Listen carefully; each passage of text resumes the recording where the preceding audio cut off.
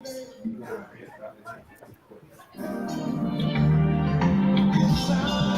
right, we are live. What it do? What it do? We're gonna let some Judy groove right now. And yes, I do own the rights to this music. Turn it up, man. When you come around, I can't help myself.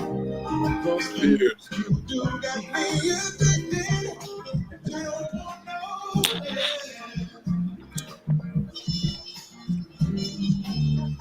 When you made it pressure love me. All right. Dr. Love up dancing. Just can't get enough. Hey, that bass player, that bass player, yeah, he throwing that thumb, yeah.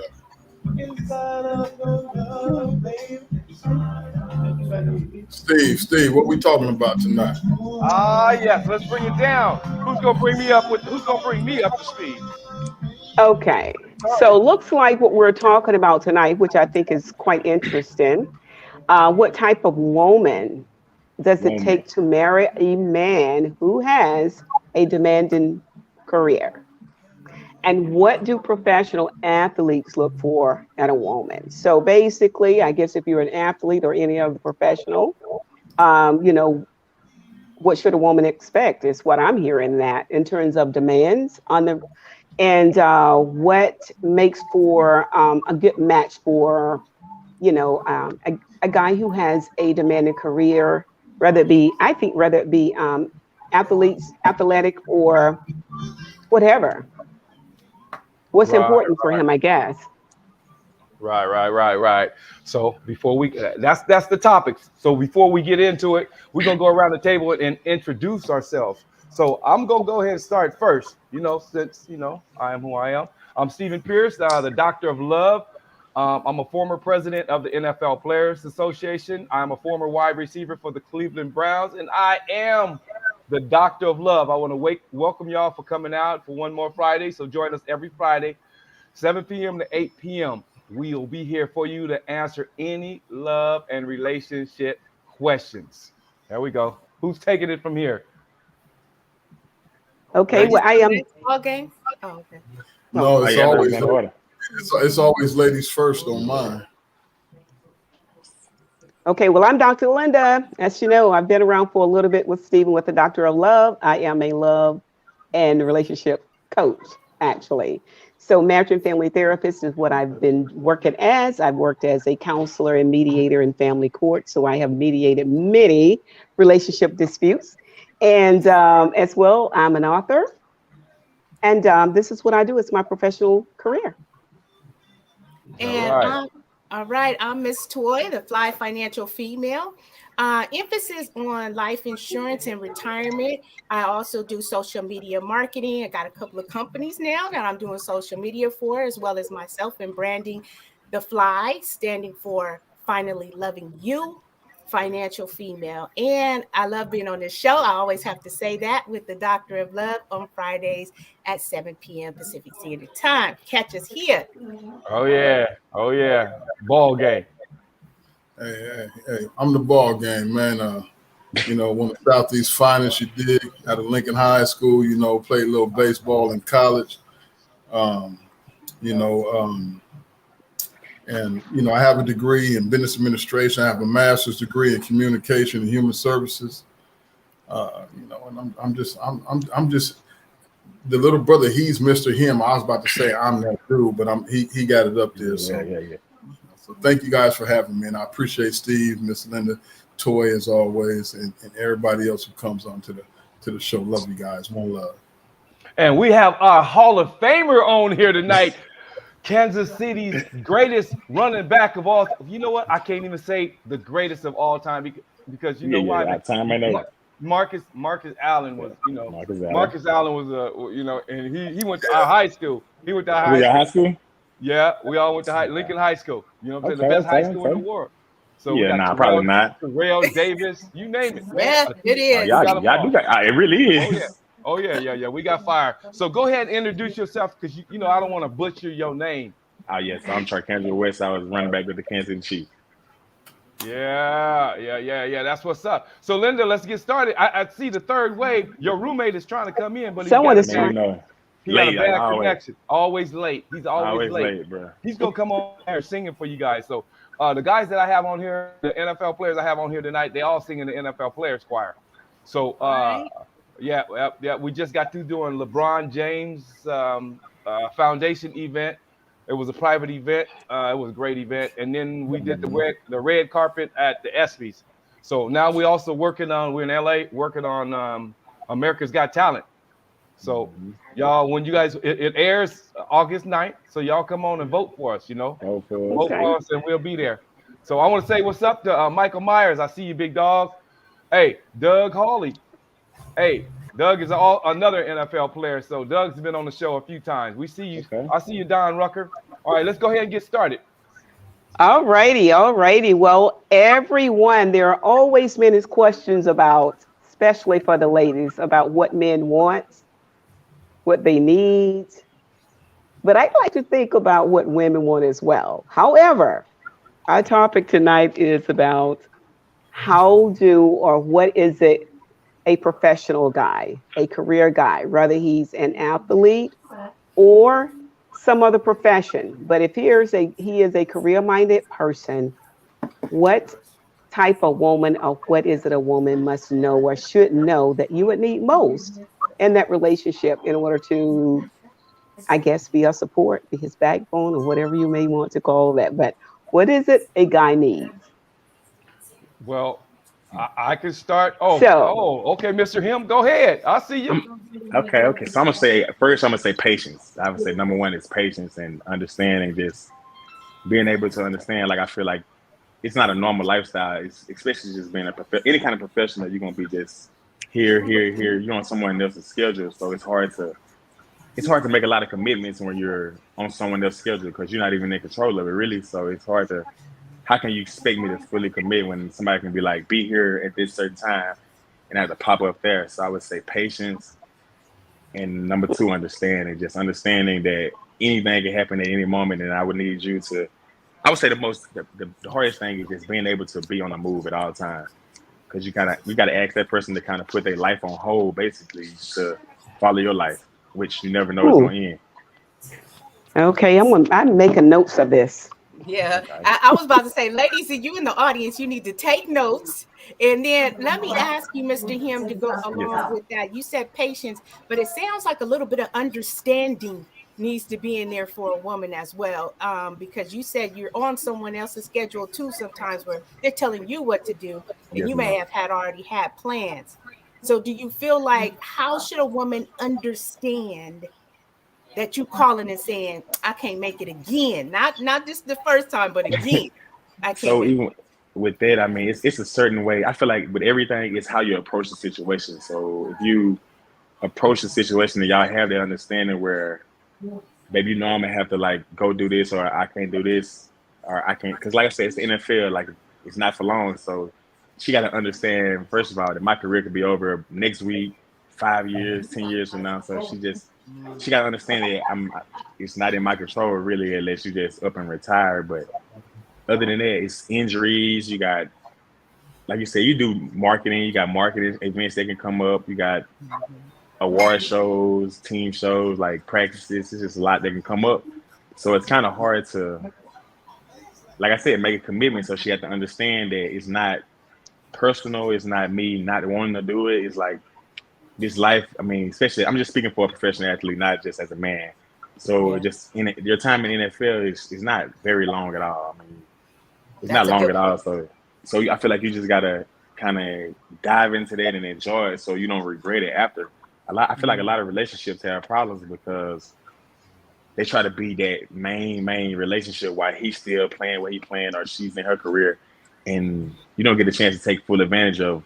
It can be over in 2 years, and now that person has all this time, but you built up so much resentment from the time he's missed.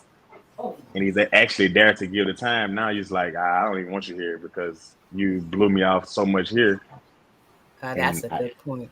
I didn't even have control of that. It was Yeah. like, Right. so I feel, So do you feel women when you're out on the field being demanded and you have to go to practice, you have to go to all this stuff, do you think she misses you and wants you there? I mean, does she like, you need to spend some time with me? Because women can be sometimes like, no, we're going out. I made this dinner date, but it's like, no, baby, I got a job, I got a career, I have to do this. Sometimes women don't understand that.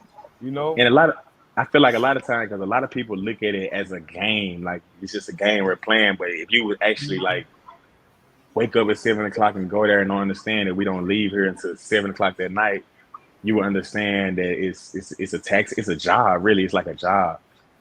I was just talking to some people about this the other day. They was like, athletes have so much time to do this with women, do this with women, and it's like, as an athlete, professional athlete, you're already judged off the rip when you say, "Oh, I do this, I do that." So once you go and you actually get to know an athlete, you realize that he don't have the time that you think he has. Like it's he don't have his like I said. I told this person, I was like, a person that works a 9 to 5 would have way more time than I would have during the season or any time, because first of all, the weekends, Saturday you traveling, Sunday you playing, so our weekends are Monday, Tuesday. Most people are at work on those days, so it's not even a lot of time. Of course, you can, if you want to do something, you can do it. I'm not saying that at all, but we don't have a lot of time to focus on just doing this and doing that and doing that. Because even that time you get off, you gotta be focused on your body. Yeah, exactly. Most important thing about sports is resting. You have to rest. And when practice is over, it's not over. You're going to meetings. And then you go into training, you're getting healed. You're going to ice yourself down. You don't have any time for yourself. But then when you come home and want to lay down and rest, then you still got women gonna still have that honeydew list for you. Well, they don't understand that when you're a professional athlete, even during the off season, that you have a commitment to you have an obligation to your contract to keep yourself in shape. And well, you're off, you're not playing, but I still have to make sure that I'm eating right. I have to make sure that I'm conditioning. So, they have schedules in thereafter. You know what I'm saying? And a lot of it is volunteer. You got some guys who might come to camp a little bit fat, but I just think this is my thing. I just think that communication is still always the key. And even when you have a sister that might be a little bit demanding of your time, once you put it out there and you give it to her, hey, this is what my schedule is. This is what I'm doing. This is how I make my living. This is how I make my money. The sister, she has to respect that. So, gentlemen, my question. Oh, okay. Go ahead. Go ahead. Because my question was, is this a conversation that you're having up front with a female? Like if it's someone, a potential partner, is that a conversation you're having up front that, I have a demanding career. This is what it requires if we're going to be in a relationship. This is what you're going to be dealing with. Is that a conversation? It is, but I feel like coming into a new situation, of course, it's a conversation, but it's love grows as time goes on. The feelings get stronger and like feelings change. So even if you heard that from the get-go, that second time or that second, third time around, once the feelings are deeper, you miss this person more, that conversation, I would say, kind of goes under the rug. And I feel like it's more of go back to communication.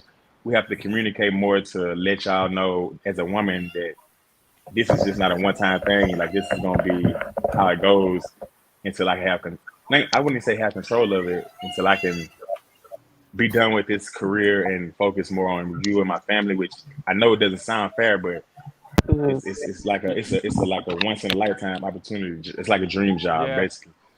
Yeah. Yes. It's people don't know how demanding being a professional athlete is. Man, it is so demanding. And sometimes if your partner don't understand, sometimes they don't believe, it's hard to try to prove to them that how hard it is, because this weekend when we're in LA, we do private events. Wherever we go, we always do private events. When we do private events, can't nobody get in these events. I'm saying nobody, they're shut down. They are shut down. I had a barber that was going to come cut with me. They wouldn't let him in. I had somebody else want to come in. They wasn't going to let them in. Can But I my go? daughter. I have a question though, because getting back to the other, the comment, do you think, back to what women need in a relationship or what men need in a relationship and what women could expect, do you think that trust plays a part as to how she sees his time and when he's away and not spending time with her? Could trust have Yes. anything to do with that? Of course it could, Yes. but it also, we live in a day and world where you got social media, you got these movies that lie. I ain't gonna say this just lie, but like how women be in some of these movies, you see women waiting in people's room. When I tell you, you could not get close to our floor if you wanted to. Yeah. Uh-huh. Like you couldn't get there if you wanted. It's so much security. So like just the narrative that they put out of a professional athlete. We got women in our room. You got this. It'd never happen like that. Okay. Like you couldn't get. Well, Yeah. well, let me Can say, I ask a question as well? Okay, I want to ask, because this is the women asking the men, right, Dr. Love? Yeah, but I gotta respond to what he just said. That's how it Okay. is in these days. Back in my days, we had like that, but women would be sitting in your room after practice. They And you could. wonder how, because it was kind of a little bit loose back in my days. Because I played in the 1800s, so it was loose. So go ahead, Troy. Okay, We can hear you, Dwight. I wanted to ask you guys, do you think it's easier than to date a woman that either was in college and was an athlete as well, or seeing your schedule in college? Because I know that schedule is rigorous to even get to the pros. Or also, this is a two-part question, a woman that also has a demanding career and understands the time and everything. Is that easier or not? It's hard to say that because it depends on the situation and I feel like timing is everything. So it's the timing of whenever that pops up, or she, like I say, a lot of women understand if you was an athlete in college, that you was on this schedule, you had to be here for weights, you had to be here for study hall, you had to be here for this and for that. So I would say that because, and then I would kind of counteract on that because she's not an athlete anymore. So she has more time now. So she might not even understand, like, yeah, that was then, but we're in a whole different situation in life. Like, I mean, we're teenagers and we're just young in college. So a lot of stuff fly under. But once you get older and say this is your wife, she gonna expect your time no matter what career you got or what are you doing. She gonna want you to be there and want you to be there for your family. And it's kind of hard to not do that. You're gonna want being a professional athlete. You're gonna want somebody to be your partner. You're gonna want them to build with you. You want somebody that's gonna just be there and take you to the next level. You know what I'm saying? Because when you're an athlete, you don't have time to be thinking about anything else but your craft. If you're not working on your craft, somebody out there getting better than you, and you're gonna lose that job if you're worried about what's going on outside of your job. And let me say, we have D Wright that just joined the call. D Wright, we heard you. I heard your mic pop on a second ago. I guess you were having technical difficulties, but he's here too. What else questions we have, ladies? Okay. Toya, did you get your question out? Yeah, I just asked it. And then we got a lot of comments in the chat. You want to read? That's what I'm going to look at now to see what we have over here. Hold on 1 second here. I was just there, Yeah, we filled up there. Questions and Michelle Boyer, comments. hello to everyone. Hi, Michelle. Hello, Michelle. Jay Douglas. Holly, hello. What up? Yeah, there we go. Okay. And but I don't see as many questions, but hello everyone again. So yeah, so Holly is there, but professional athletes, like individuals that care for them, are not for what they do or for what they represent. Okay, and then John Mathers, understanding can only come with communication. Very true, and I think that's one of the things we've been talking about. Like communication becomes very, very important. Communication is And I then- can't hear nobody though. We can't see you. We can't see you yet. We can hear you There though. you go. We can see you, There you go. and we can hear you. Sorry to interrupt the show. I'm sorry. He like you threw him down. He was like, Can you hear "Damn." us? His speaker or something What's up, is really Slice? kind of. Yeah, I was on it. Actually, I was on his show yesterday, and he was having technical difficulties. Yeah, his volume or something. We can hear you. All right, go But so ahead. there aren't really any questions. It's more of what people should expect, from the guys that are listed. But I don't see where we have any females that are asking any questions. Well, let me ask some female questions then. Mr. Him, Yes. Mr. Him. I know the ladies they're wondering right now, are you single? Hold on, something happened. I can't hear now. Oh, it's like that. Oh yeah, he can't reveal that I can't hear answer. you. I said the ladies are asking you right now. Can you hear us now? How about now? Can you hear us?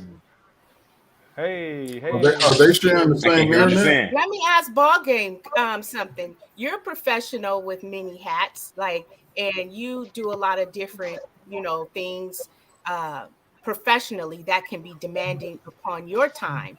What has been your experience with relationships, even though you're not looking towards marriage, as you made evident, but relationships, how has that affected you? Okay, back now. I can hear you. Now, what did you say? Well, I think from we can hear you, Keandre. Chach Kendrick, something. Nah, y'all good. Y'all good. I'm trying to say the brother. Ball I'm game. trying to say. Just say Shaka Khan. Shaka Khan, yeah. I'm gonna say Deontay. But to answer Tori's question, for me, like I said, of course we know it's we know it's communication. But then again, like I said, I will always say that I'm kind of a different type of person. You know what I mean? And when I'm chasing the bag, when I'm doing what I have to do, you understand what I'm saying? As long as you and I go to bed every night together, as long as when I'm out there chasing the bag, I might not be able to be with you every night. And I'm telling you, hey, I have A, B, and C to do. And I think that, until I give her a reason not to trust what I'm saying or what I'm doing, you understand what I'm saying? Then just support what I'm doing, because the bag is coming in, the money is coming in. You understand what I'm saying? I'm taking care of you. I haven't given you any reason to think or believe that I'm out there cheating or slinging cucumber, whatever the situation may be. When I stop slinging you cucumber and I'm leaving on a regular basis and I'm bouncing and I'm allowing my schedule, I'm making my schedule the reason why I'm not messing with you, then you got to think of, now the sisters, you have to start thinking, you have to start thinking, what's really going on with him? And then you also have to take into consideration, and I'm gonna land with this last thing because I don't want to overtalk. The thing is, we as men, we can't be lying to these sisters. We can't be sending them those subliminal messages. We have to give it to you raw and uncut. And what happens, I think that in my situations, the sisters that I've always dealt with, they always appreciated the fact that I was honest with them up front. You dig what I'm saying? So you know what I mean? So that's my position. All right, honesty and communication. Then I hear you. Okay. So what about the ones that don't? And I think. What about the ones that don't think you're honest? You could be telling the truth, and then they still call you a lie. But this is the thing. You, Stephen, you brought that up. But check this out, Steve. Check this out, homie. The thing is, when the thing is, you have to be straight up front. You understand what I'm saying? And what happens is the sister starts to see a characteristic within you. You know what? He's always up front with me. He doesn't lie to me. You understand what I'm saying? Even if you have to say something to her that might hurt her feelings, you're being upfront with her, and the sisters tend to respect that. When you send a subliminal message to a sister and you tell her A, B, C, D, and E, and then you don't perform, the sister becomes disappointed. You understand what I'm saying? When she becomes disappointed, in her mind, she can't trust your word. I've learned over the years, because I had a little sister back in the days that I lied to. And I didn't even have to lie to her, but I lied to her, and she found out about it. And to this day, she done held a grudge since we was 18 and 19 years old, because she liked me and I took advantage of that. And I was wrong for that. And I don't blame the sister for acting the way that she acts. You know, you have to be upfront. Ask him your question that you had before he jumped off. Oh! There was a lot of women on here asking, "Are you single? Are you single?" Yeah, my single. Yeah. So how old are you? They want to know, how old are you? 31. And where do you live? Dallas. Dallas. Okay, we got some stalkers on here that's gonna be stalking. You know what I'm saying? Okay. You really don't have to worry about it, because they're gonna be after me. I got you. They really don't want you. They're using you to get to me.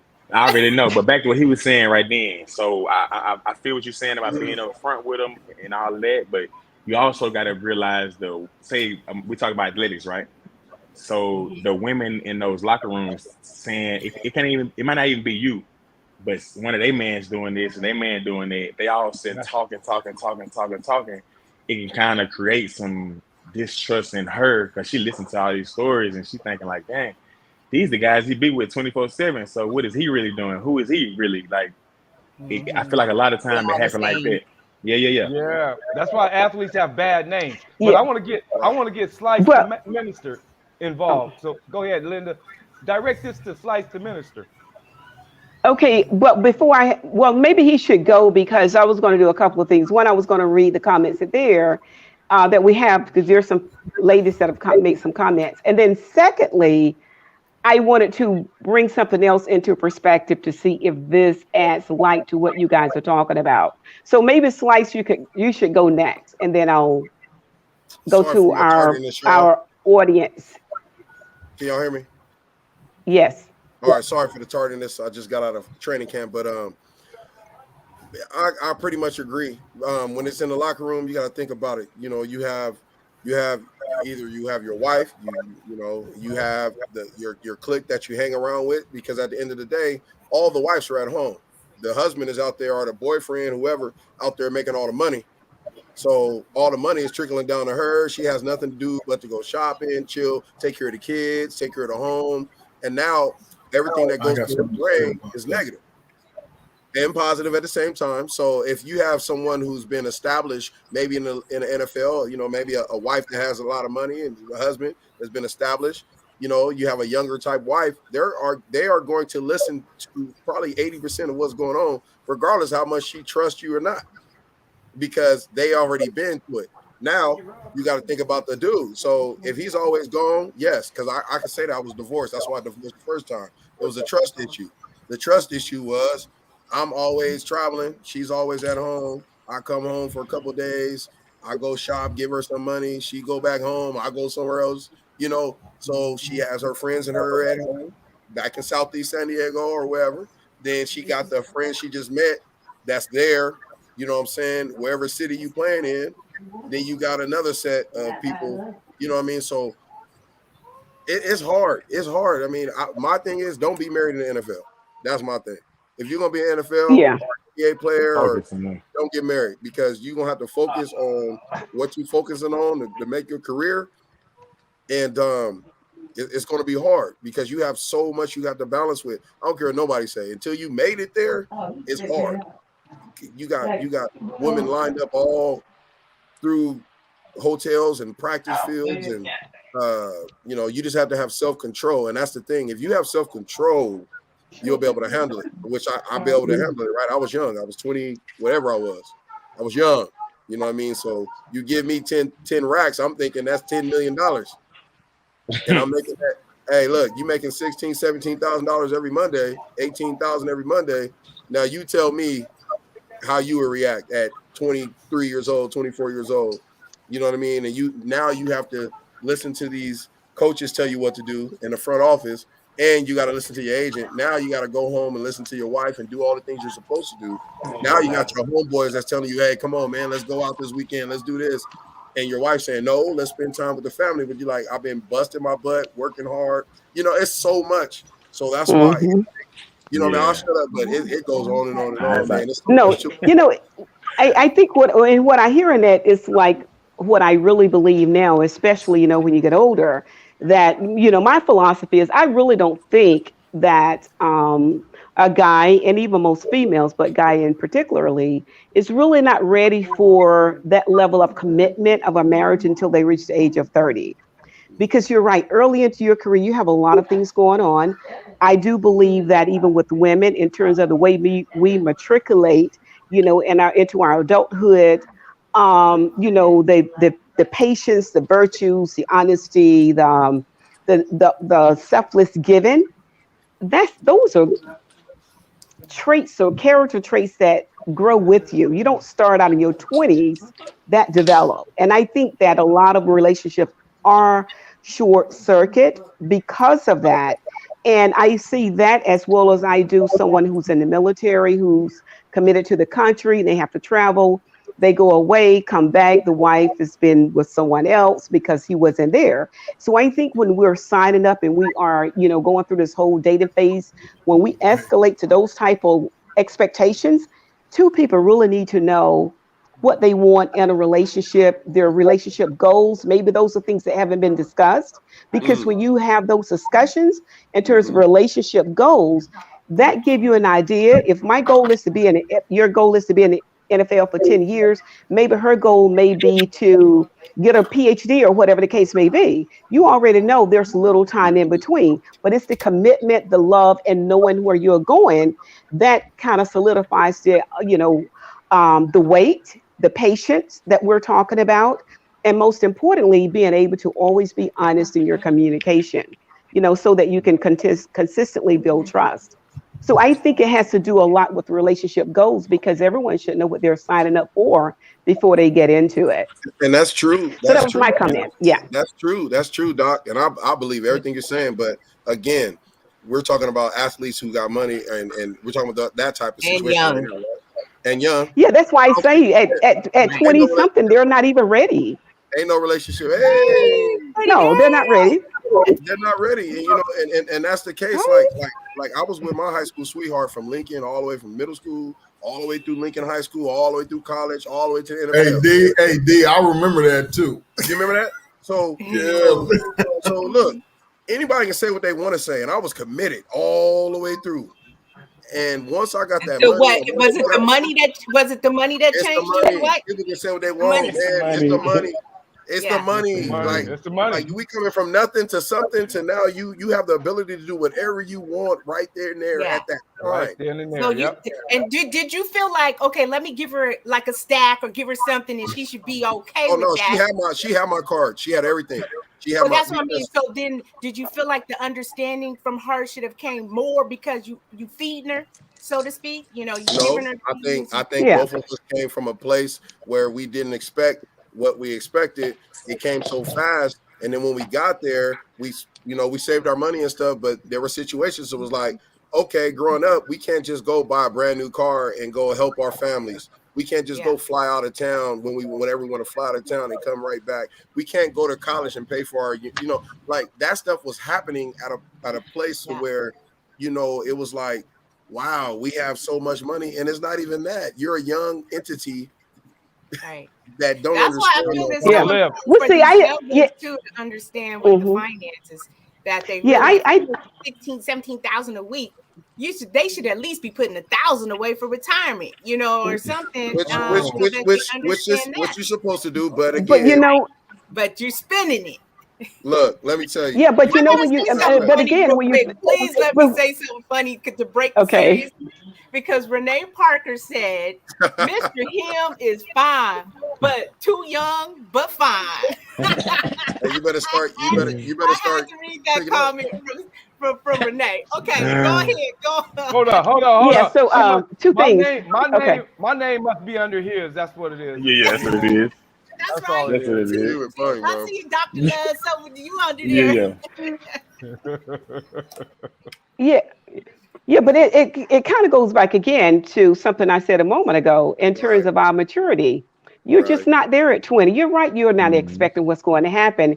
And when it comes to self-control, we know in your 20s, those are our dumb years, okay? Man. These are the years that we are struck by what we see. Everything is about visual, it's about how fun, it's about what we can get. Yes. The discipline that you need to manage money and your life with that kind of popularity, not just with athletes. You look at, look at singers, rappers and all.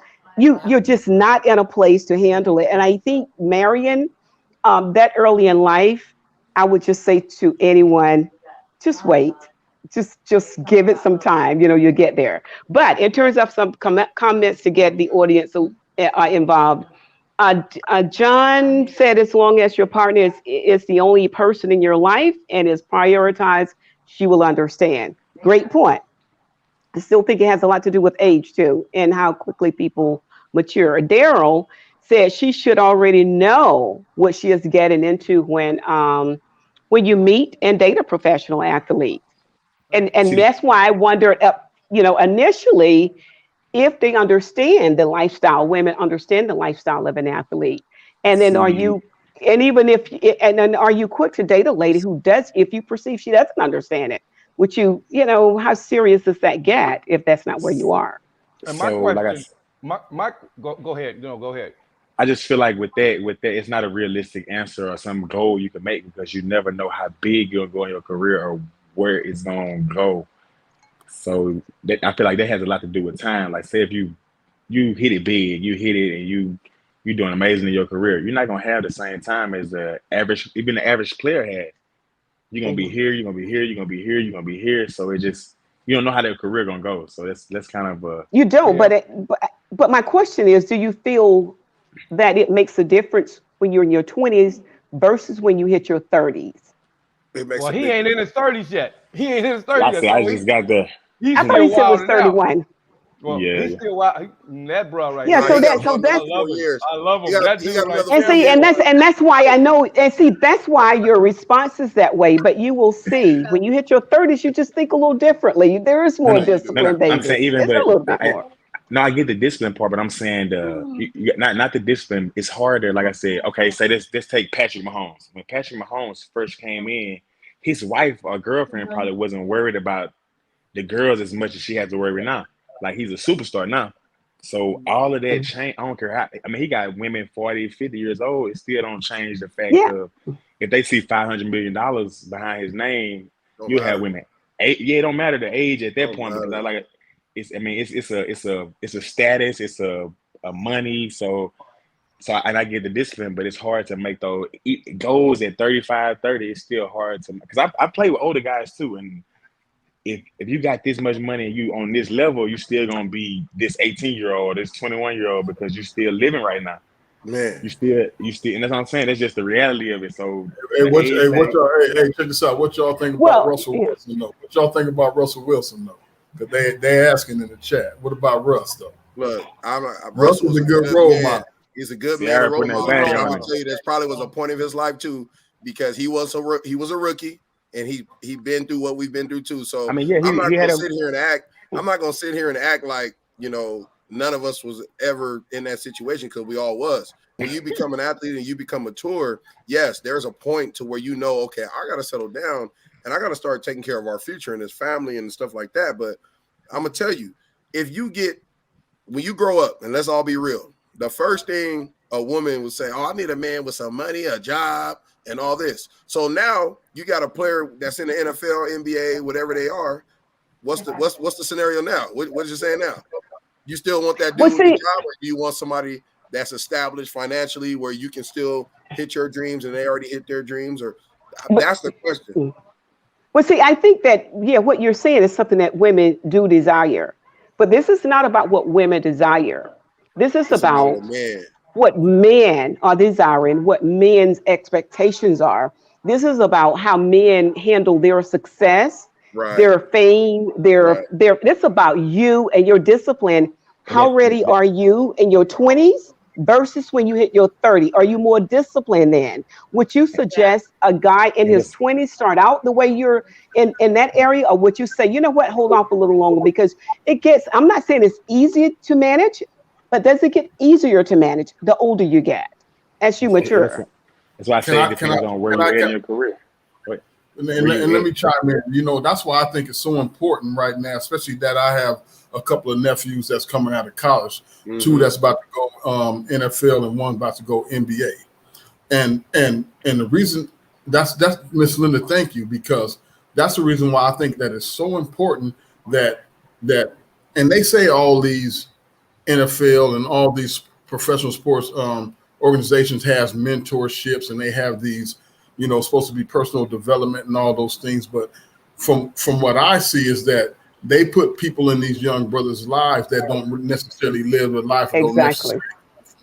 Come from the background that they come from. That's right. You understand what I'm saying? And that's the reason why I haven't said anything. I'm gonna put it out there right now. My goal is to develop a consulting firm for a lot of these young brothers. Somebody that's going to have their best interest at life. Put together a Miss Toy, somebody who can talk to them about their URLs and put their money into life insurance where they getting a bigger dividend off their money than the banks. I can have somebody like a Miss Linda be a clinician, somebody that they can come and talk to when they having problems. Exactly. That's important. Well, the NFL. Well, the NFL Players Association, who I'm vice president for, actually a former president, we have the Rookie Symposium. We teach all of this, but the thing, we can't get personal with them. We can't tell you what to do. We can't tell you where to go, because if you lose your money, if you lose your money. But this is the reason, not to cut you off, big bro, but this is the reason why I want to be able to start a consulting firm that can actually tell them the things that you guys can't. Yeah. Well, I think too, it's not about, it's not neighborhood, you know, or that are actually teaching their age all the time or whatever, and bringing life experience to the table for them. Yeah. What I wanted to ask the gentleman too, because I noticed the answers come off as the women are thinking this way or the women act this way. The whole point is for us as women to know what you guys to understand. Is to understand what you'd rather see or what you want a woman to be, you know, instead of the women you have experienced and, you know, how you think all women act. Because sometimes I don't agree with what you're saying, that's why I go back to where you're at in your career. Because like I said, it's gonna always be different when you not as big of a player until you blow up, and then that's why I say you can't really. It's really not an answer because you just never know how far your career gonna go. You have different phases. It's different phases. It's some people that hit when they turn. I mean, it's not a lot of people work their way, and then it's like, who is this? And they goes from, our expectations gonna be different because even I feel the bigger a player grows, it's harder to trust people. Yeah, I was always gonna bring that up. Yeah, I was gonna ask you, fellas. Trust factor. It was a trust factor. Always been a trust factor with me, because when I would meet a female or they would meet me back in the days, I would wonder, okay, does she want me because I play football? Does she want me because she think I got a lot of money? Is she with me? Is she down with me? From what? So you sabotaging the situation before it even happens because you're thinking all these things. Because that's what you hear, but that's the same thing. After. But it's the same thing as. See, you know what I think. This is what I think, and what I believe to be truth as well. That when it comes to relationships, you know, I know we can categorize based on professions. I had some friends whose husbands were doctors, and I've heard things like doctors were the biggest cheaters of all men. You may not have heard that, but a friend of mine who told me that. But what I look at in all of this, I think is we really have to start educating ourselves, you know, because what I do is not telling people what to do. But I think when we become informed, we become more self-aware, we're better able to make decisions about our lives, especially a major decision that's not going to sabotage us later, because we know the trouble from athletes to celebrities or whoever, the trouble they get in when there's a lack of discipline, when they're not understanding or knowing how to control their success. Maybe, you know, like you get thrust into this lifestyle, especially as an African-American person who, if you came from a community where there was not a lot of money, you know, and you've not been taught any financial literacy. So it's just incumbent upon us to educate ourselves, because we can say what I'll talk about all the things that we're confronted with. The question becomes, how do we educate the next generation? These are the things you can expect. And we just want to tell you, you know, how do you handle that that we can stop some of the crisis that we're experiencing with athletes? I'm sure they're not satisfied with babies everywhere and child support and all the other issues. I think a little blame should go on us as former athletes, you know, and speaking to the younger guys. We should get in a little more to teach them. See, right now I'm trying to step out. I know Ball Game has contacted me about doing things in the community, but look at what I'm trying to do right now. I have the beautiful Miss Toy, the Fly Financial female on here. Thank you. You know what I'm saying? That, you know what? If we need somewhere to go, if we need somewhere to learn how to spend our money or work on saving our money, we got Toy right here. You know what I'm saying? I gotta go to Toy. I gotta got a lot of information and books that I could give your people, you know, and Zooms. I mean, 30 minutes, not a lot of time, because you know they say now our time attention span is so short. You know, we don't necessarily listen too long. You know, so what has been incorporated in the new stuff is really where it penetrates the mind quickly. You know, it shows them examples quickly, and it correlates with how we live. Like Dr. Linda was saying, maybe we didn't come from money, so it takes you to that era from the beginning. If you didn't have nothing, and this is what it is. You know, so it keeps it interesting. You know, so they need that. Mm-hmm. And I agree because it's the expectation, y'all. Like I promise you, it's like when you're a black athlete, people expect you to come around, get cars, have chains, have money, have, you know. But when you're a white athlete, they expect you to have, and I'm gonna keep it real because I have to. Their parents teach them. They are going to get a business. They're going to get trades. They're going to put their money into things. And that's why being honest as an African American to the young generation, you have to be honest. And that's why I'm asking, like, I have my certain beliefs, but I have to be honest to the listeners and to those who don't know. Because if I lie and give you white lies about my experiences, what am I doing it for? Why, you know what I'm saying? But that's why it's so important that you start putting that narrative out there. You dig what I'm saying? Right. You're a very important part, and you are very pivotal in this fight. Right. Mm-hmm. And you don't even, because I've been trying to, you and Deontay, you know, brothers like yourself, Steve, all of us, everybody on this panel, everybody is responsible for putting that particular narrative there. Why? Because we have the information. We know we know. And you have to be careful in how you invest your money. That's true. But you have to be very. You have to be.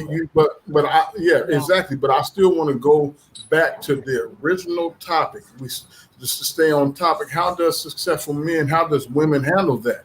I'm still going to go back because Miss Linda said something earlier that everybody else, I think, went over everybody else's head. We were talking about blah, blah, blah. And Miss Linda said something that I picked up on, that normally when women are alone, when they're left alone for a while, they're susceptible to cheating. Yeah. You understand what I'm saying? Because they are alone. They, you know what I'm saying? Yeah. Well, Miss Linda said something. She said something about 30 minutes ago, and it went over everybody's head, but I caught it. So I think. Mm-hmm. And I think everyone is. I think everyone can be susceptible to cheating. Right. You know, back to the athletes, there's a lot of pressure, you know, to perform, number one. Secondly, when you reach fame. And then thirdly, when we talk about fame, we're talking about someone who may every now and then got a girl in school, and now he has hundreds of thousands of, you know, so to speak, after him. It doesn't matter about the age, as I heard someone say a moment ago. So as we go through society and live, we all know the years of your 20s are the crazy years. And that's what I tell young ladies. But it's your years of your 30s. I heard a long time ago, you pay for the years of your sins, okay? The sins of your 20s. And so now, depending on how much damage you did in your 20s, it could take you a lifetime to recover. And some guys don't ever recover. They come out of those sports with absolutely nothing. And so I am thinking that, you know, in terms of what you need, you guys have been there. I'm thinking that you all should be able to tell the young man what to look for at a woman before he makes those kind of decisions, start having procreating, so to speak? How do you So all help them out? But that's why. Go ahead, my little brother. Go ahead. The difference is with when they played and we played, we getting paid 100 times more than what they made. So it's gonna be hard. I'm just saying as a younger athlete, I'm not gonna come off the bat listening to somebody that I already got more money than. So we gotta start way before everybody keeps saying athlete. Man, men cheat, women cheat. Without being an athlete, that's what I'm saying. I don't look at myself as, oh, I'm an athlete, so I cheated. Nah, I was on what I was on because I'm a man and I wanted this as from a woman. So I'm not even looking at it as an athlete. We got to quit categorizing what we teaching these young black brothers. If we're gonna start there, we got to quit. If you're an athlete, because I'm telling you, a dude that works a 9 to 5, I feel like has way more time. And even with the kids, I know I got a partner back at home that work at Walgreens. He got 8 kids. Yeah, I can't tell you now. And like I say, it's depending on everybody looking at professions and all of that. That's the mistake we're making it. No, yeah, no. You know what? I hear what you're saying. It depends. It goes back to your values. If I have a lot of money, if money suggests to me that no one who has less money than me can pass wisdom on to me, right, I'm already off. I'm already off one of the greatest lessons of my life, and I'm setting myself up or putting myself in a position for failure. So money does not totally define success. It's really about your values and how you see things and your ability to, because you're not going to be 20 with a lot of money all your life. Like you said, there's a window there. But when you hit 30, I want to ask the gentleman something too. Do your coaches make more money than you do on the field? No. Hell no. Okay, they tell you what to do. I'm frozen. But no, they don't. Not in the NFL. They don't. Because they can see. Right. So not in the NFL, you're making more than your coaches, but you're listening to them because they can see what needs to be, the plays that need to be played out. How you going to win the game? You're not going to say, I'm not listening to you because I just signed a contract for 50 mil. And I'm glad that that's important. That's important. But I'm glad that I'm glad that. I want to finish my point. Let me land my plane, please. So with that in mind, when it comes to a professional that knows how to coach someone that's making more money than them, it's because their profession may not be the $50 million profession, but they have put their time into being an expert at how to teach the ones who are making that to keep that money, to be able to duplicate or make that money work for them. So, just be aware of that. You listen to your coach and he's not making it. Yeah, because honestly, we don't. Honestly, like I say, Mr. Hill. But Deontay, and I want to chime in. I want to chime in just one thing. You guys make a lot of money, and I'm retired now from the city of San Diego, but I also have a second job, and I have a food trailer, and I make pretty decent change. You dig what I'm saying? Don't say decent change. You make money. Quit it being here talking about you make decent change. I do all right, D. You know what I'm saying? And the thing is, but just because I don't make as much money as you, don't think that I cannot direct you in how to make more money for yourself. No, I'm not saying that for me because, like I said, even there, I'm so like I'm saying I'm not starting that because I'm the owner of an energy company right now, and I can't. That doesn't. I'm talking about this generation. I'm talking about the generation and what catches the eye. Like nobody. I'm telling you, as a young mind, they're not gonna listen to somebody that don't got what they trying to get. It's just. Right. It's. I'm just saying, as my standpoint. We run across that a lot. We run across that a lot. And that's why they call it, and you know what, like the Bitcoin and the NFT and all that. And sometimes that Bitcoin, you got to have passive income for that. Yeah. You can lose money like that. Look how far it went down. It used to be 60-something thousand, and now it's down to like 30, the low 30. And I think the point to back to Mr. Point is that. Mr. Ham, this is not just about your finances. This is about, this is about because if you go think about it, we were talking about relationships, your personal relationships, your intimate relationships. So, having money And you can look in Hollywood, having money does not mean you have a successful No. relationship. And true And that's- success is having a successful relationship. So when it comes back to him and her and building a family, when this is over with, what are the skills, the tools, the life skills that you need to have a thriving family and healthy children? How do you move forward? Stephen, I see your hand up. So I mentor high school and college kids. What I tell them, you guys may not agree with them, but I tell them to stay away from the women. I tell them why That when I as agree. you, hold up, no, as you moving up the ladder, I need you to go mingle and Linda, you just brought up relationships. I need you to go build up your relationship with the CEOs of these companies, because the CEOs of these companies are always going to be the CEOs of these companies. Those are the people you need to be running with. You need to be building your future. Your future. Why you playing? You because they want to be around you more than you want to be around them. So That's real spit. That's real spit.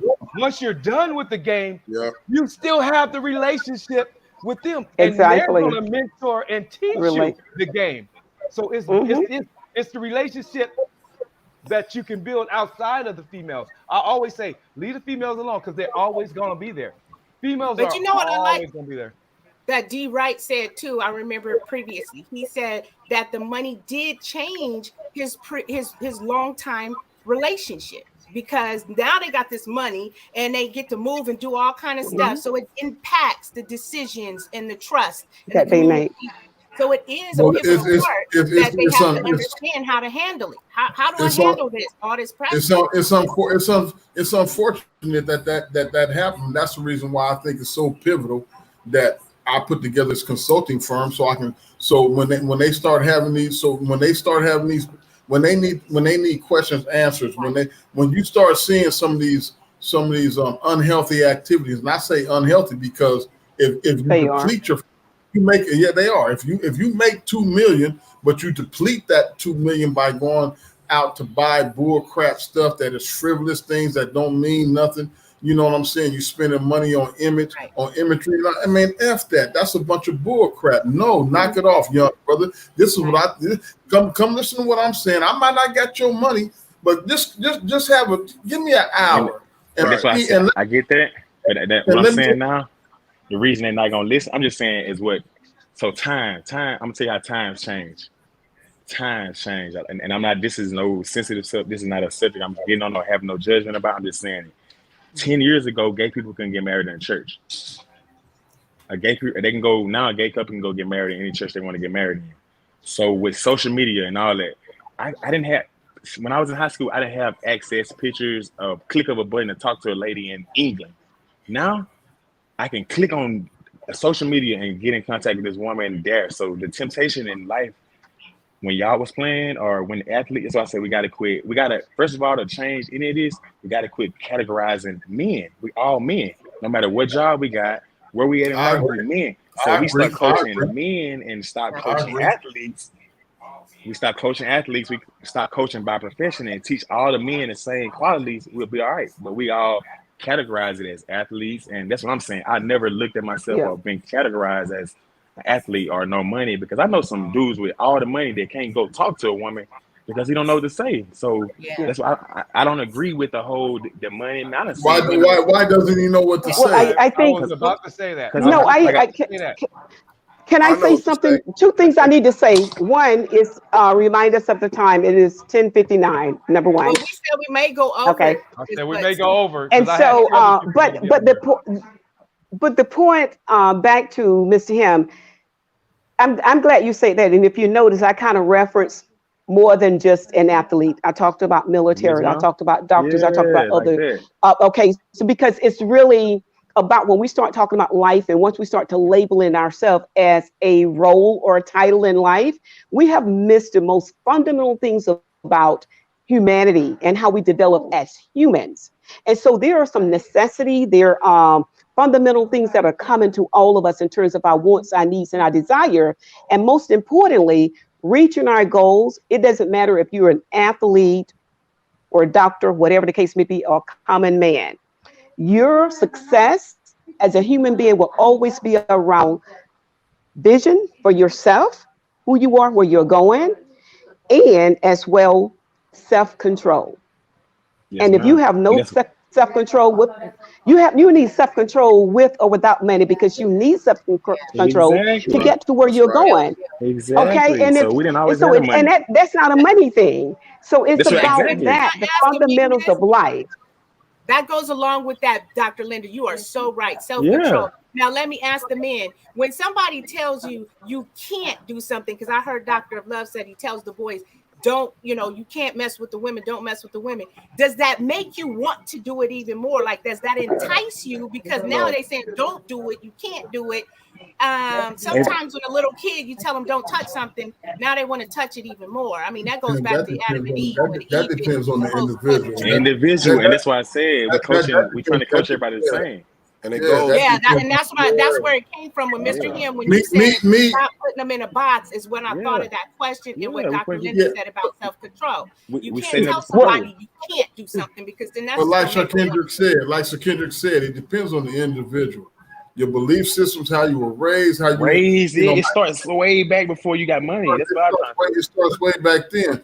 But I want Oh, to say man. something, Miss Linda. Miss Linda, Miss Linda, look at the chat. Look at what people are saying in the chat, Miss Linda. I can't. My computer went off, and I can't I'm see the reading. chat. Hey, chat yeah, so what hey, it- I'm read reading them. too, but check. Can I be Lights. real with There you everybody? go. Tell me what the Go chat Yeah, says. go We're all ahead. Yes. African American right now, right?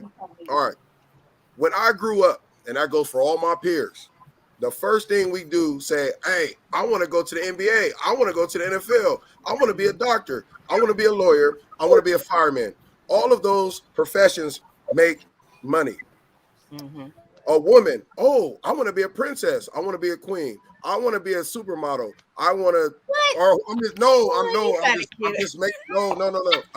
general. want to be no in general, princess. I'm talking about, no. Listen where I'm going. Because I got daughters. I got more daughters than I do sons. So I'm just speaking If on. they raised with my money, experiences. maybe they'd stay princess. So But no. in That's Southeast, not where there I'm was going. no princess. That's not where I'm going. Where I'm going is Okay.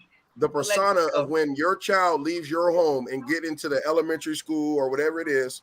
The persona is you have some men standing there, you have a couple women standing there, and they see a fireman, or they bring somebody like us in to speak how they can get to the NFL and what not to do, don't do drugs, do all this stuff. So the first thing we see as a young child is, I want to make a lot of money. That's why, to be real with you, from when I was a little kid all the way up, I wanted to make it to the NFL because I wanted to be rich.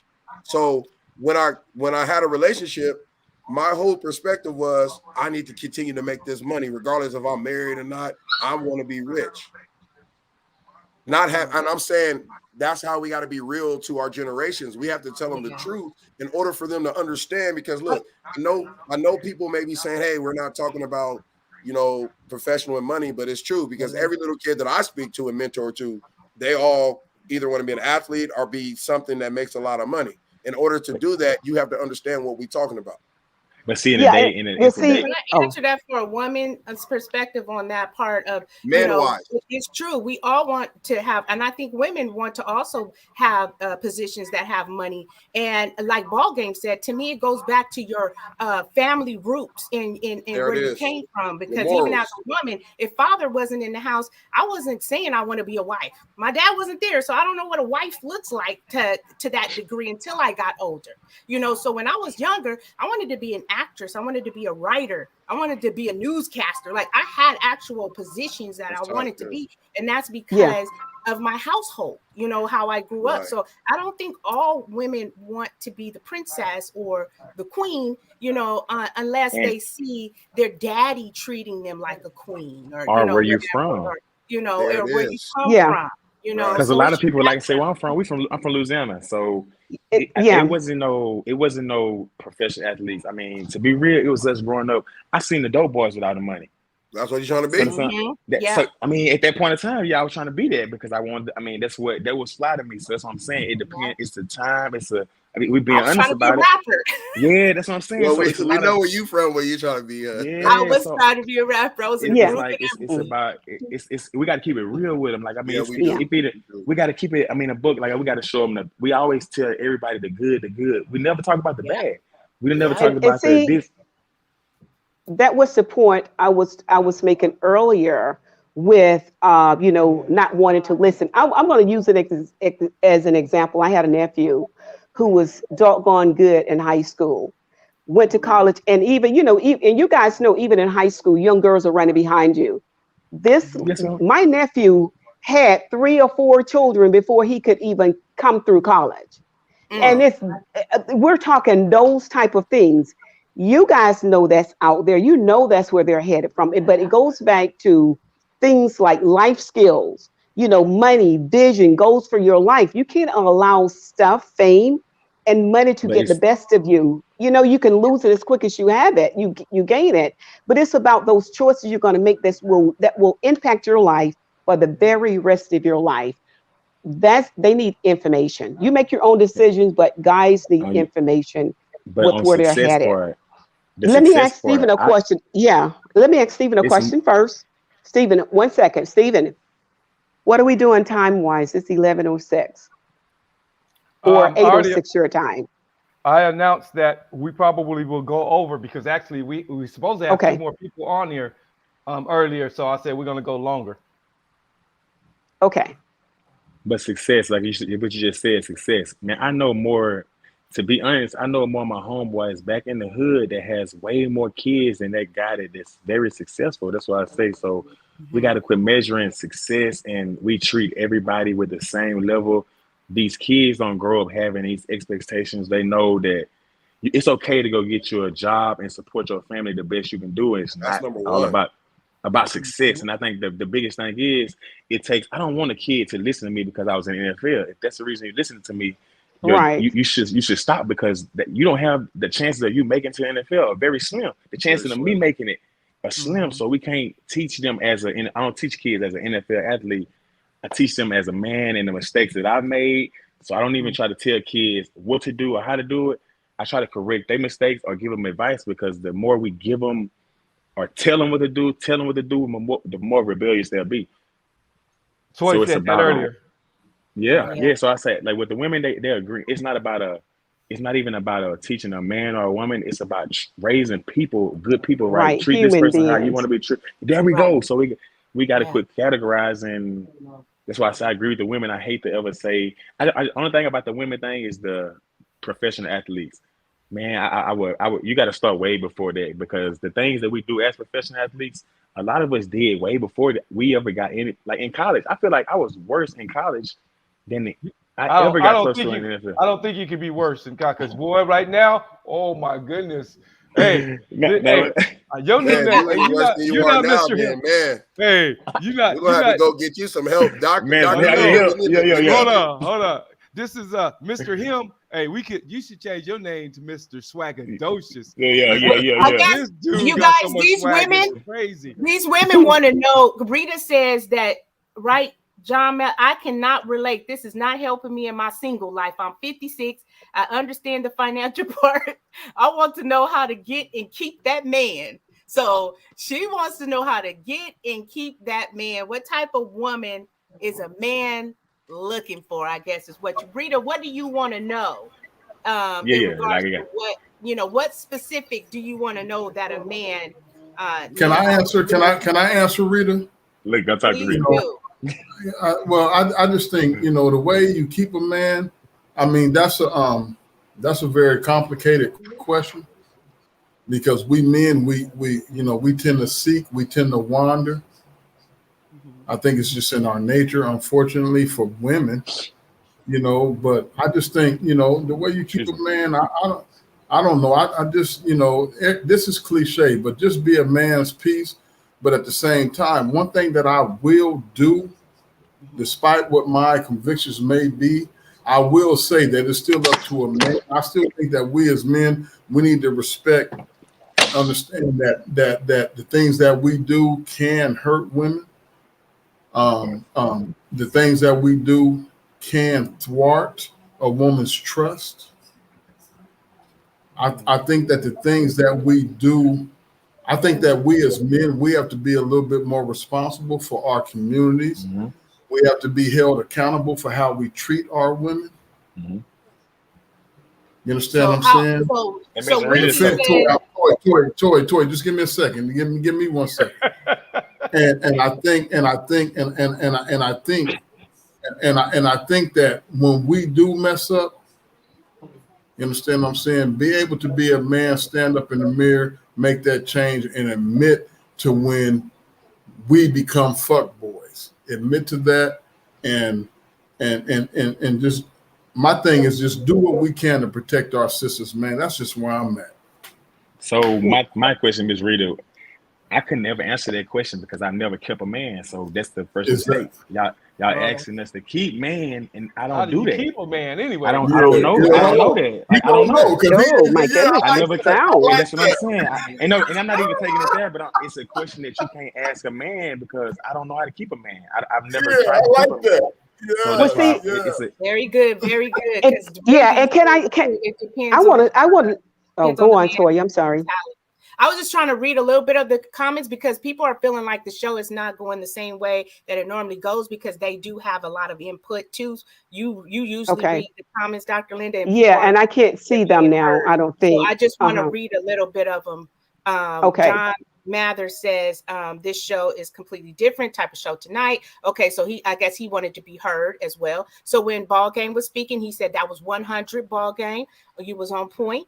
And Wendy Darcy said it depends on the man's mentality. And then Lee Goodman is saying Ball Game. What they are saying is that y'all topic tonight has nothing to do with relationships, so they want to hear about relationships too. But it did, Lee, because of we're just saying the kind of caliber of men that are on. Also, they have this type of money that they're saying money involved in their relationship. So it is. This is about relationship. Have Yeah, a lot of significance because they got a lot of money at one point when they didn't have much before. And there's a lot of things there's a lot of things that goes on in a relationship, things you must know. And Ball Game, you just said something that it's 100. It's say you said you have to be a man's calm. You have to be that man's calm. If you're always nagging a guy, he's not gonna want to be around you. He's not gonna want to be with you. You got to be his calm. You don't understand what we go through every day, all day. And I'm not talking about just a professional athlete. Just in life, we go through a lot, of being protectors. We're trying to protect you. And when we come home, we don't want to hear that. We don't want to hear all this. You got to do this. You ain't doing that. We don't. We don't. We don't want to be. Don't be all up in here, man. Knock it off. Hush. So even with the relationship, so as a man, I feel like men and women, we need to start keeping it real with each other first because, say as y'all as women, most of the time when another woman or another man goes to their friend for advice, they gonna tell you the best advice for a man. They ain't gonna keep it real with you. Like I said, women got to keep it real with women, and men got to keep it real with men. And I feel like the relationships would get better because we lying to our friends when they doing wrong and saying, "Girl, you're not wrong," or "Man, boy, my boy, you're not wrong." When in reality, you wrong, and your partner ain't gonna tell you you wrong. And if he do tell you he wrong, you ain't gonna be his friend no more. So it's about accountability with relationships. I feel like it starts there.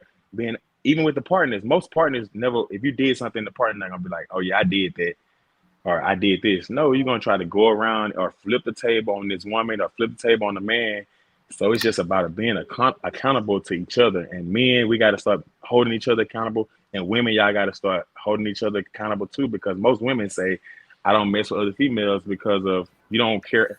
You don't want to deal with how she's thinking, and she don't want to deal with how you thinking." So we got to all come together as a group, a generation, as anything, and help each other so we can better the generation. Because now we just going back and forth, back and forth, back and forth. Mhm. So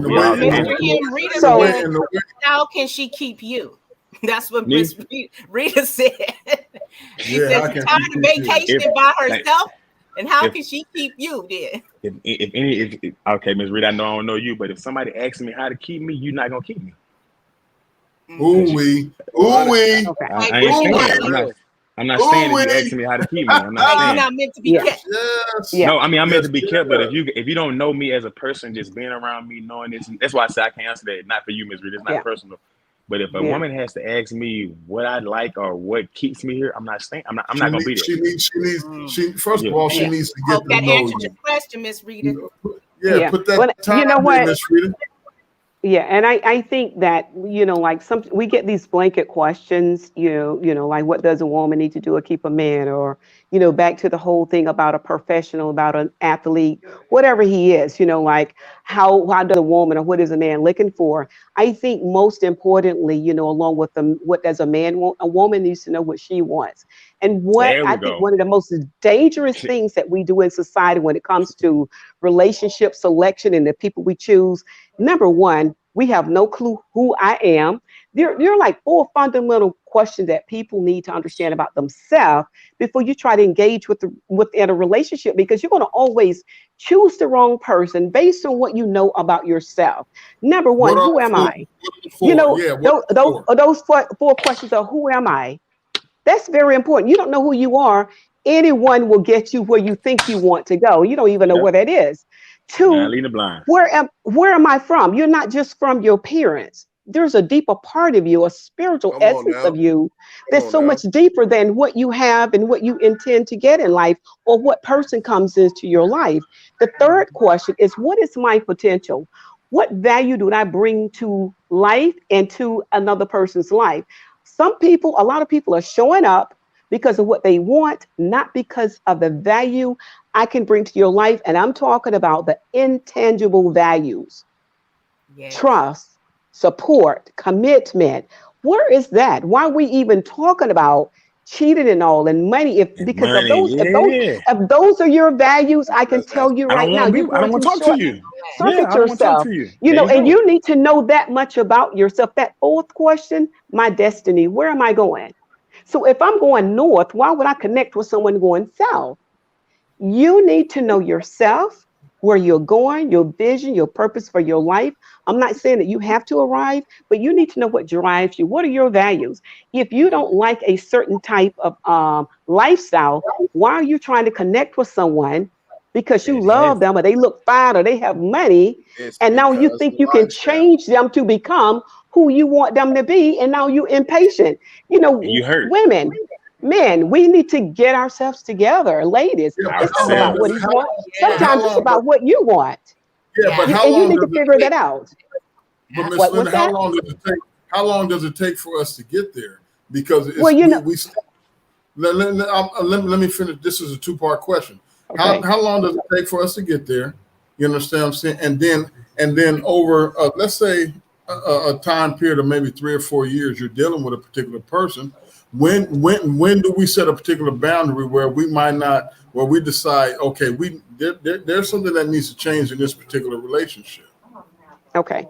How long it takes to get there depends on the person. And the reason I say that is because so one thing I didn't say before answering all of those questions, it's difficult to answer those questions when people have not dealt with the silent traumas of their life. So let me tell you what I mean by silent trauma. Sometimes we think of trauma as being big things. Someone was molested, or, maybe they were abused in whatever way.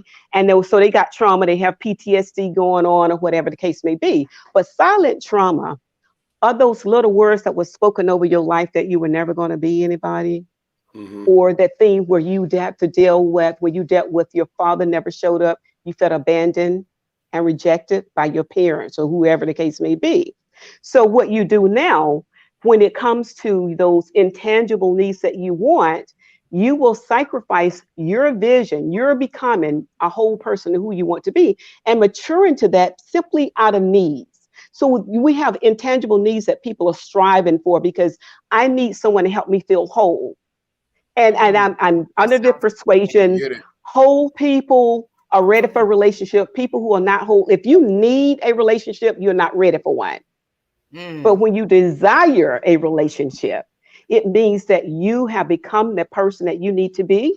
Your criteria for people that you allow in your life is so different. You know the color of your world. You know what you're looking for. So oftentimes women end up in the relationships that are dead in relationship, that's not taking them where they want. And then we categorize, or what do men want? It's not about what do men want.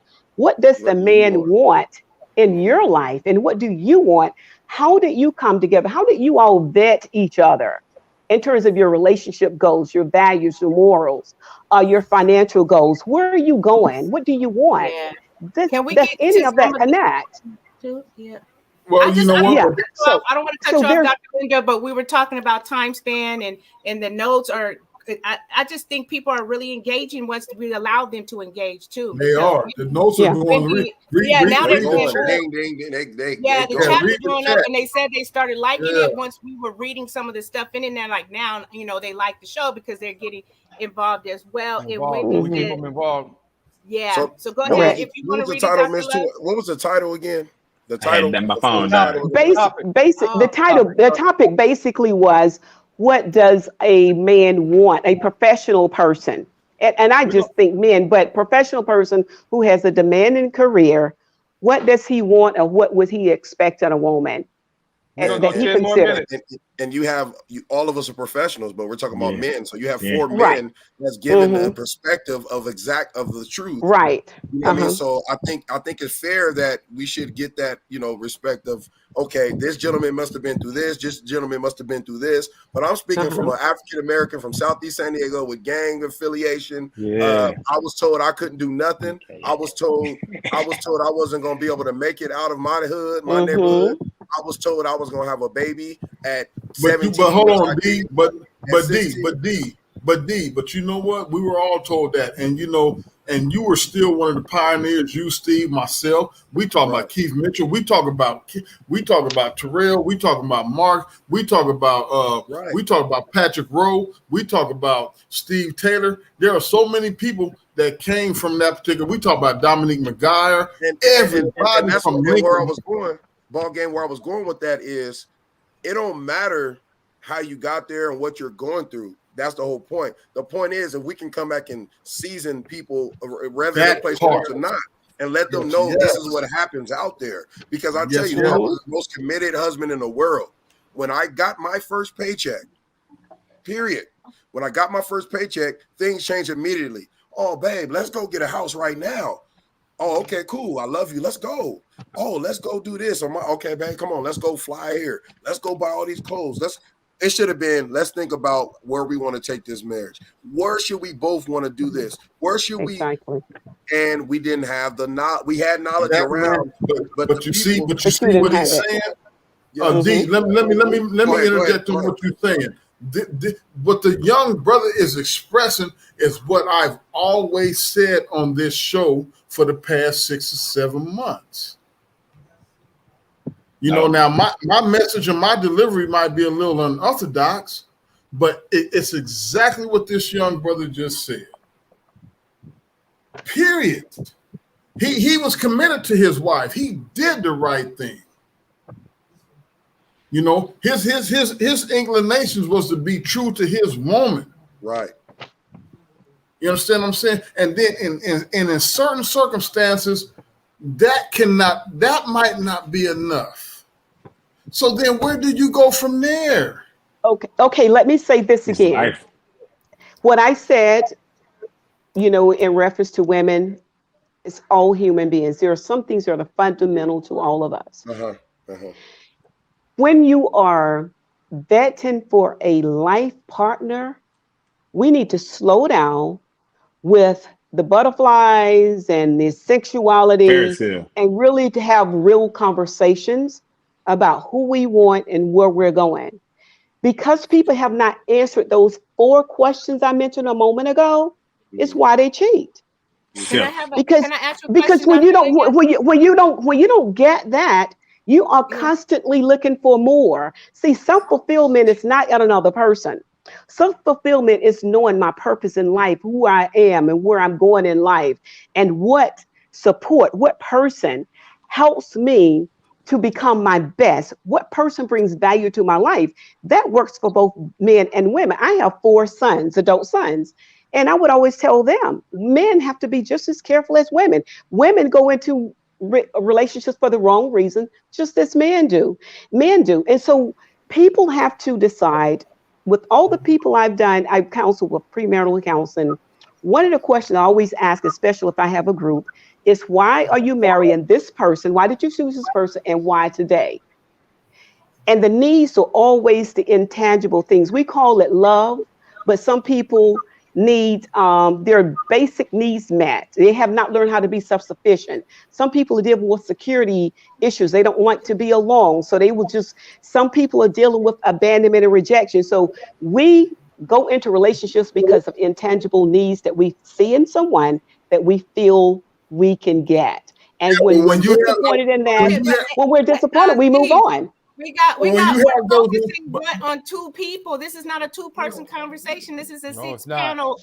This is a six-panel thing. And you guys drop gems. You drop knowledge 100. Knowledge, but I'm just talking for Steve right now. We got to get to the comments. You got two other people too here, and then there's asking questions for them in it, okay. But Dr. Linda just hit a lot on the head. She got a lot of 100s in the comment. 100. She's getting it back on track. I'm taking them notes, Dr. Linda. Don't even trip. Yes. I want to ask the gentleman a question, Mr. Ham D. White.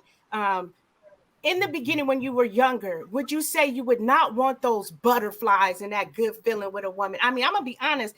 I do not want to not have those butterflies and that good feeling in the beginning when I was younger. Now, maybe older, I'm going to ask all these real important questions and find out if I have the time to give this relationship. But to be all in honesty, at 20s and all that, are you going to tell me you're going to skip the butterflies and start sitting down talking about when you guys want to get married and da-da-da? What do you think? I never want the butter. I'm the type. I'm a lover. I'm an energy person. I never want the butterflies to stop. I mean, even from day one to the last day. So a lot of people, it's hard to. My biggest thing with people, we focus on everybody else's relationship, or everybody goals or timing is going to be different. It's different stages, different. So once you hit your stage, you're going to know that.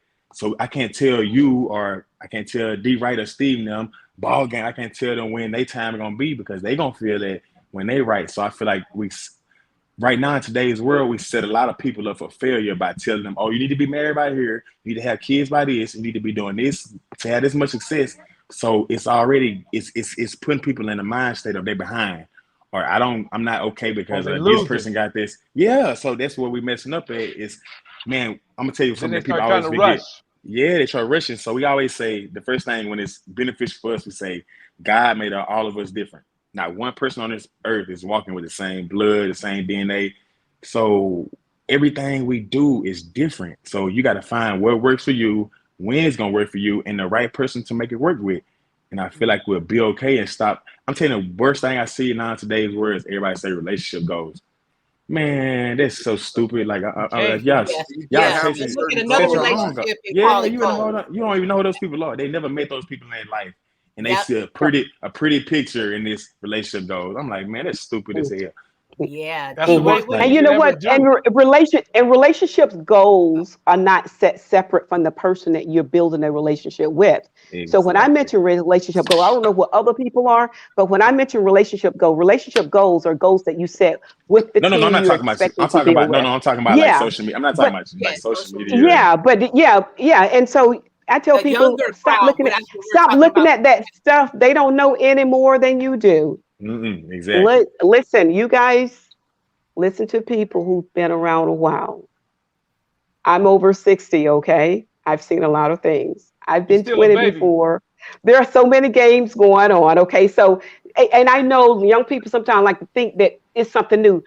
The way you are doing things may be new because of social media, but there are only so many personalities, nasty ways and good ways, okay? And you either fit somewhere in the category, regardless of your age. So there, Tanya says in the comments too, Miss Dr. Linda. Yes, we can. It says that Tanya says, lean on God's understanding and not your own. Exactly. Really exactly. It goes. That's Proverbs 3, verse 5 through 6. Okay. 5 through 6. Right. You were supposed to be next. So what are your thoughts on the butterfly, feeling, and if you should not worry about that and just get straight to what's important? Do you want those? Oh my God. Look, that's why I haven't even been commenting that much on this show, because it's easy for somebody to sit and comment and y'all to make or whatever. You have to go through being a professional and being at a top level to understand that point of it. Let me tell you right now, I was married at 16, y'all, at high school. Wow, see, I so was that's why married we want to already. hear this. So I'm not Okay. about to come. I'm not coming from. I met somebody before college. I was married. Our grandma sat there and signed Wow. the papers, and I had a child Did she about get pregnant or something? after. 3 months after she got pregnant, we went to college by Okay. ourselves. Hey, Steve, that's that So Lincoln did you High And you know school what? shit. But you know what? And it's not unusual because I want to tell you something. You mentioning it. I was married at 16 too. Right. So I'm just saying, you know, again, people hear what I'm saying. All the stuff we thinking, and I know we've seen it played out in so many ways because we can easily be in each other's life. People's life were exposed to the world in ways that they were never exposed before. You're still having people with 16-year-old getting married and having babies. But there are some fundamental things that you need to know that can make your life the best, or you can go through a lot of hell throughout your journey of living here. So there are things that we need to know. And I'm going to tell you who I am, where I'm going, where I come from, what's my potential, my destiny. All of that is found in the creator. You have to go back to him for that. Okay. That's right. But That's you right. know, we need to learn more about ourselves, address our issues in our community.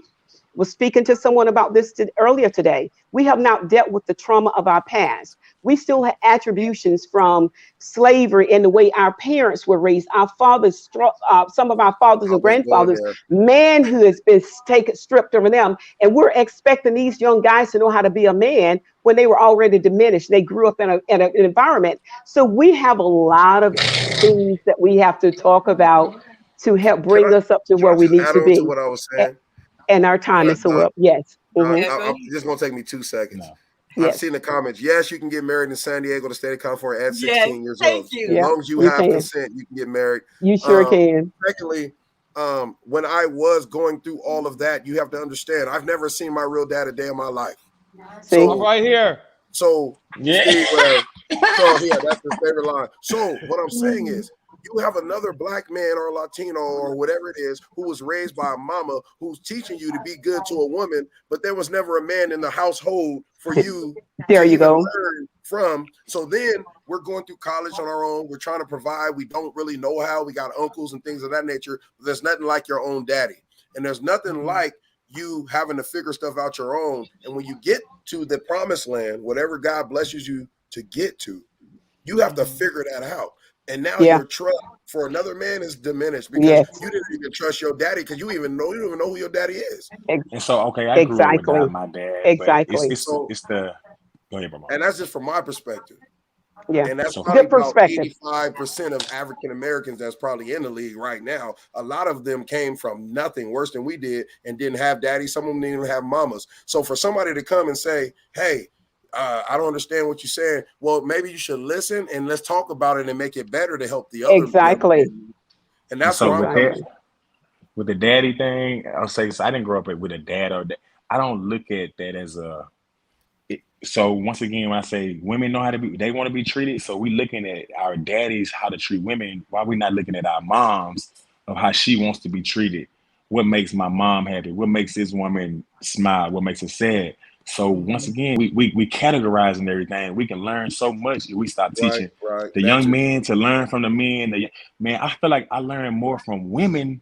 Like I was raised by women. I learned more from women on how to treat women than I ever learned from any man in my life. Because as a man, I don't have hormones. I don't know when to leave y'all alone or when you feeling like this because my body don't go through what your body goes through. So we asking a man how to treat a woman when I would never in my life know how a woman feels. I can't have a baby. I don't have a cycle. I don't have those things. My mama taught me you might not want to mess with this woman when she's on her cycle going through this or this and that. No man has ever told me that. I mean, I say as a man, we so a women got to talk to men. It's not just a black man, a white man. We all got to teach. So that's what the questions that we're addressing to you guys as men are more of what are you looking for from the woman. Well, I don't know why somebody have a bad echo. Well, I think that's a difficult. From a woman's perspective, what are you? I mean, from a man's perspective, what are you looking for from a woman? Like you said something about bringing peace. like I've been told from a man that a man has to have his own peace first, and that woman should not disrupt that peace, but she can't give him peace. He has to have his own peace within him. What do you guys think about that? Now, that was from a man's perspective. I think it's different for everybody because life has its own. You have somebody has two things on, two devices on, and it's echoing. Hold on 1 minute, too, Stephen. We've gone past 10 minutes. It's going on 9 your time, midnight my time. What are we doing? Time wise, yeah. It is late, so hey. Yeah, we're gonna have to end it. We're gonna have to bring. Hey, Slice the Minister is always gonna be here. Mr. Him, we'll invite you back, man, because you had a great conversation, man. You know what I'm saying? And in Ball Game, my other co-host, man, he's always here. We never know when he's gonna be here because he works a lot. So the ladies, I want you guys to go ahead and introduce yourself. But I told you guys earlier where you can find Toy, but also Dr. Linda Fire, as you guys can hear. If you guys have these love and relationship questions and you need counseling, you guys need to go give Linda a call and tell her where to find you, Linda. Okay, you can find me at lindahartstreeter.com. You can also find me on Facebook, Linda Hart Streeter, and then Facebook, there's Love and Relationship Matters with Linda, and then you have on Instagram at Linda Hart Streeter. You know, it's where I can be found at. I have books out on the art of manifesting love. I think people need to learn how to manifest and find love instead of looking for it. And when you attract what you get. And so I have books, and then I have one on conflict. We need to learn how to have conversations and dialogue. Books. This book, The Art of Manifesting Love, is on Amazon, or you can get directly from me. And this one here is on conflict. I think we need to learn how to have dialogue and conversation without the anger, respecting each other's differences, and our insight on how we see life. This is how we come together, by hearing each other. And, folks, be kind. Kindness, you can be rich and be kind, poor and be kindness. It's something you give away. If you're living in fear, there's a scripture that says perfect love casts out all fear. We got to learn to live from the principles of God. And we're going to have a solid relationship. We're going to have a solid self and not a false self that we live from. Yeah. Cool. So that's where you can find me at. And my number is area code 520-585-9891. You ain't supposed to give your phone number up on here. Oh, It's she got 12 phones. But you know what? Well, that's business. That's business. If you go to those spaces, you have a fat white man calling you or something. You don't know. If you go to those places, you will see that number there. That's my call, and I do what I do because I love it. And guess what? I'm good at it because I was called to do it. That's right. Yeah. Hey, you got to promise. Hey, okay. You got to promise me I'm in it. Put me in your next book. All right. Okay, I'm on this. I'm working on. Actually, I have a couple, but one in particularly I'm working on is called Private Struggles, because I think we need to learn how to talk about the things we struggle with privately, that we can have more open conversation and live from a more authentic place of who I am. You can always interview me. Okay, right, sounds good. Okay. All right, ball game. Go ahead. My thing. I just think that a lot of these young brothers coming up in this sports world, I think that they need a structural consulting situation. I think that they need people that look like them, and I think that the people that look like them not only need need to be versed. Like Toy is versing in finances. I'm versing just personal development. Steve, the business. Linda has the clinical part. When it comes to relationship, marriage and therapy. I think these young brothers. I think that they need this support system, And my thing is, I want to put together that support system for them, because I think that the support system that they have right now in the professional in the professional athletic world, whether it's Major League Baseball, football, or basketball, hockey, I think that the agenda for those people is just to get rich. There's a narrative going on right now that record companies are taking out life insurance policies on their artists. We need to pay close attention to that, because a lot of these young brothers are starting to come up dead and killed. You understand what I'm saying? And they're disguising it up under personal beef with other rappers and other and there's just a lot of things that's going on with our people, man. And my goal right now is just to be a pioneer. I want to help my brothers and my sisters. I want to help them. I want to help them within their personal development, their personal growth. And that's my goal for the community. And one more thing, if you don't like me, if you don't like what I'm doing, hey, you know what I'm saying? Hey, just give me a chance to do what I need to do for my young brothers and sisters, man. And stop the hate. And I just want our people to get along with one another, man. And that's just where I'm at. Okay, let's Toy. All right. I'm going to be a little more brief, but I just feel that love is the encompassing word for people, and if we're talking about, how our feelings should be towards others. And that's why that Finally Loving You was brought to a brand for me, because when you love yourself first, then you'll know how to love others appropriately. Absolutely. And then not only that, it says to love God. So love, everything is about love. And if we can incorporate that, you'll start to put things into perspective. You'll start to want knowledge. And knowledge is nothing. It says knowledge is power, but knowledge is nothing without action.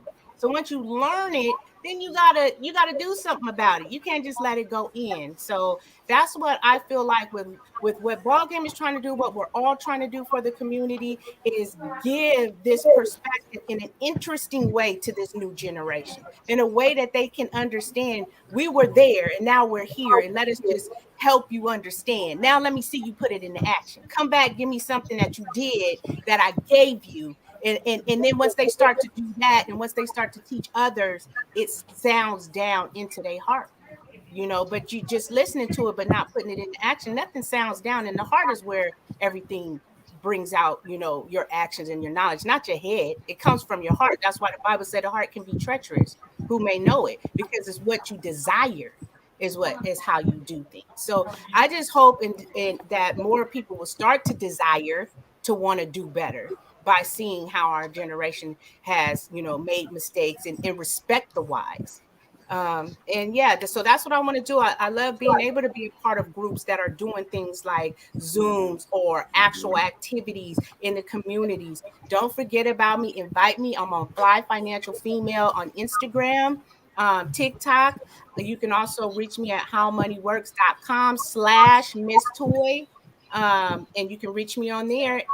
And on here, I love being on here with the Doctor of Love. I appreciate all you guys, Dr. Linda. I love listening to your advice and being on here with you. Ball Game, D. Wright, and thank you, Stephen, Dr. of Love. All right, Fluster. You need one. Hey, Proverbs 3, verses 5-6. Trust in the Lord with all thine heart, lean not on thy own understanding. In all thy ways, what? He shall direct your path. Now, since I'm an older cat now, I believe in God. I believe in his mission for me. So, that's the only thing I tell young cats, man. I just let them know that my walk is not your walk. But if we're going to walk and be successful, we got to walk like Christ did. So at the end of the day, I still go through my struggles every day. Dr. Love will tell you, I go through a lot of things too. And we all go through our stride, our ups and downs. And that's what it's about. It's about ministering the truth. And when you minister the truth, the best come out of it, right? So you will always get the truth out of me. You will always get that realness out of me, because I can't fabricate it, or else as a people, we're not going to be able to progress. You can find me. I'm an educator too. I have to put it out there with all those struggles. I retired, and now I am a teacher. I'm an educator at a high school. I'm also a director of our we call it Black Planet at Roosevelt High School, and also I lead all of our Black African American students. We have a summit every year that I created. It's called Moving in the Right Direction in Fresno. I have over 500 students that are involved in that. So I'm not just over here talking. I actually do this thing. And now that me and Steve became closer, Dr. of Love, I appreciate you. I appreciate Dr. Linda. I appreciate Miss Toy, Ball Gang, man, much love. You know, since I was a little kid, man, you know what's up. So we're going to keep this thing real and do what we do. But you can catch me at DWTHA RB Guru. So DW the RB Guru. Well, Also, look, D, make sure you get at me, man, because I want to be a part of what you're doing. Yes, sir. You know, yes, sir. And it's beautiful, man. I have to commend you. And like you said, I've been knowing you since you was a baby boy, man. Yes, so sir. I'm so proud of you, man. And Thank you. And you know, just bless your heart and your family, my brother. You dig what I'm saying? And I'm just so appreciative that Steve brought you on tonight. Dig what I'm saying, Miss Linda? Thank you. I'm gonna support those 2 books. I want to dig a little bit deeper. I want to dig a little bit deeper into your. We gotta go. No, we don't got to go. Give me 60 seconds with Miss Linda, man. Check this out, man. I want to dig into Miss Linda's psyche because me and Miss Linda on the same page. But then again, there's some things that me and Miss Linda have to talk about. Miss Toy, come on, man. Toy is my little sister. You know, she doing what she do. You know, I mean, she's not only is she a gorgeous sister, but she rational. And one thing that's so inviting about the whole panel, including Steve himself and the people that come on, everybody actually has very good objective perspectives on the topics that we talk about. So I just want to say just thank you to everybody, man. I ain't been on in the past couple of weeks, 3 weeks, you know, but I appreciate Steve for having me. I love you, brothers and sisters, man. You dig what I'm saying? I love you all, and that's real talk. You know, and Steve, I gotta holler at you. I'm you know, and one more thing. I'm gonna say I'm not coming over. I'm not coming over. I'm not coming. You already said you're gonna knock me out. Hold on. But you know what? I'm not coming. Some of your jokes.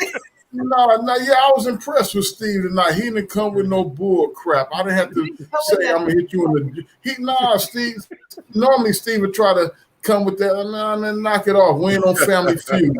You know what I mean? But today, Steve, yeah, he didn't make me want to chunk his lights out. You know what I mean? Hey, but I don't get you on here. I usually get you on backstage after the show. Yeah, you do. Because after the show is where I don't get you in front of everybody. I'll be messing with you after the show. But Dr. Linda left, so I want to thank She'll be back. Yeah, I want to thank everybody for coming out. Hey, here she is. I want to thank everybody for coming out. We had another great night. Thank my NFL players for showing up and making, showing up and showing out and making things happen. I think Dr. Linda, we doing some things. I'm going to that studio tomorrow. I got an appointment at that studio tomorrow. I'm gonna go live and show you that studio where I may be working out of. So I want to thank everybody for coming out. You guys don't go anywhere. We love you guys, and please hit like and share. And we'll see you every Friday night from 7 to 8 p.m. So y'all be good. We love y'all. Peace.